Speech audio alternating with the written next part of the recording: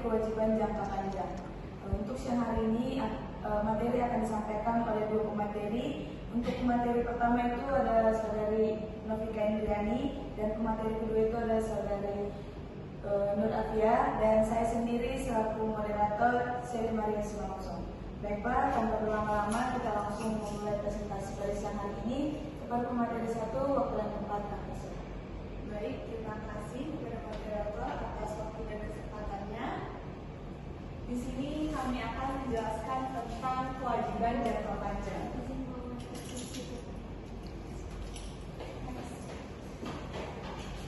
Nah, di sini definisi dari kewajiban jangka panjang adalah utang atau kewajiban perusahaan yang jatuh tempo lebih dari 1 tahun atau 1 siklus operasi. Di sini kewajiban jangka panjang biasanya digunakan untuk pendanaan besar seperti ekspansi usaha atau pembelian aset tetap. Berbeda dengan kewajiban jangka pendek yang harus dilunasi dalam waktu yang dekat.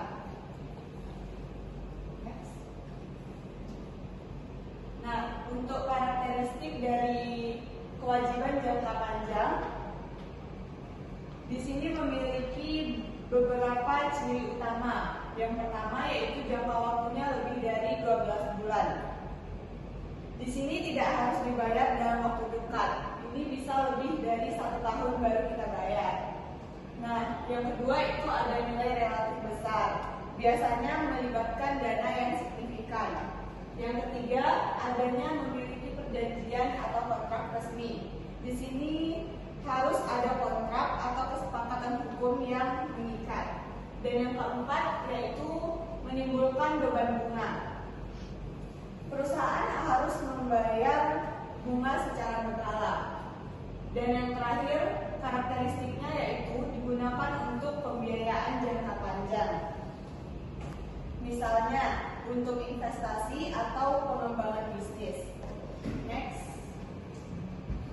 Nah, yang ketiga yaitu jenis-jenis dari kewajiban jangka panjang. Yang pertama itu ada utang bank jangka panjang. Ini contohnya yaitu pinjaman dari bank dengan tenor yang panjang. Dan yang kedua ada utang obligasi, yaitu surat utang yang diterbitkan perusahaan kepada investor. Dan yang ketiga ada utang hipotek, yaitu pinjaman dengan jaminan aset tetap, biasanya seperti tanah atau bangunan. Lalu ada utang parsial jangka panjang. Di sini yaitu merupakan janji tertulis untuk membayar di masa depan. Dan yang terakhir yaitu ada utang sewa pembiayaan, yaitu pembiayaan untuk menggunakan aset dengan sistem cicilan.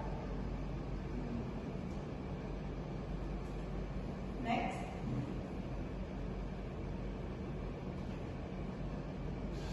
Untuk pengakuan kewajiban jangka panjang, yang pertama itu yaitu terdapat kewajiban masa kini. Yang kedua, kemungkinan besar terjadi arus kas keluar. Yang ketiga, yaitu nilainya dapat diukur secara andal. Artinya, perusahaan hanya mencatat utang jika benar-benar ada kewajiban nyata dan bisa dihitung nilainya. Next.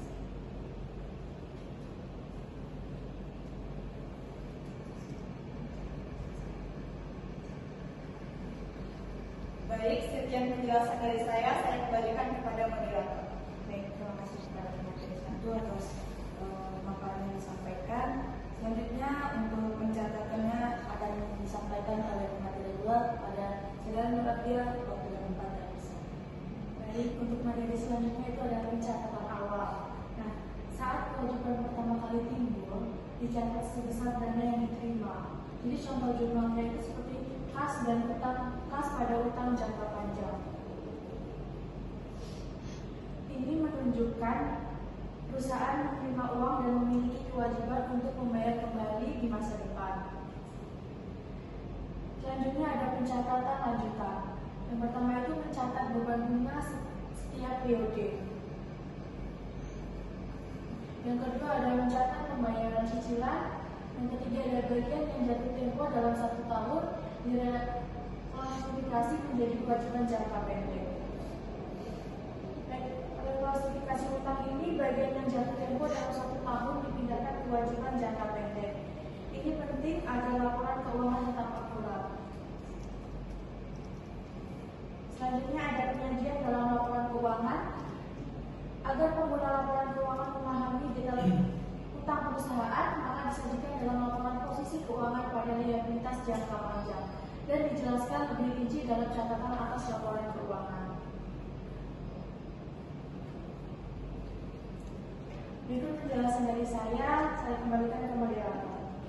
Terima kasih semua panel dari kelompok 2. Baik teman-teman, cukup materi yang disampaikan dari kelompok 3.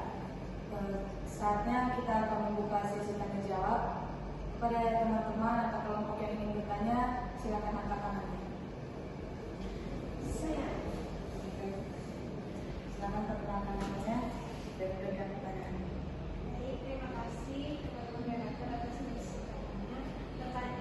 Perkenalkan, nama saya Francisca ini dari kelompok 9. Pertanyaan saya adalah, tadi kan teman-teman jelasin kalau misalnya kewajiban jangka panjang itu digunakan untuk pembiayaan jangka panjang. Apakah berarti semakin besar utang perusahaan, semakin baik kinerjanya? Terima kasih. Terima kasih atas pertanyaannya dari saudara Francisca ini. Oke, baik. Untuk pertanyaan pertama akan ditampung. Selanjutnya bagi teman-teman yang ingin bertanya boleh angkat tangannya lagi.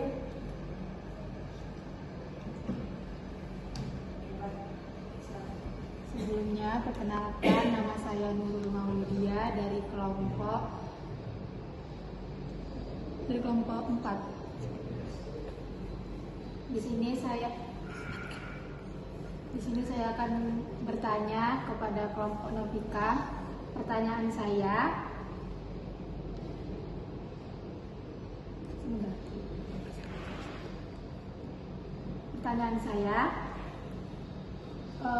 dipresentasikan kalian menyebutkan salah satu karakteristik kewajiban jangka panjang itu menimbulkan beban bunga.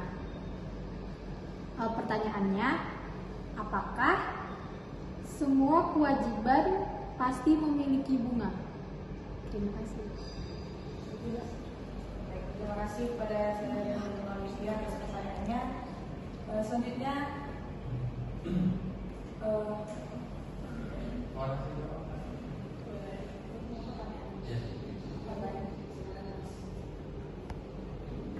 baik, perkenalkan nama saya Abdul Ghazal. Saya ingin bertanya, kewajiban yang jatuh tempo dalam 1 tahun diklasifikasi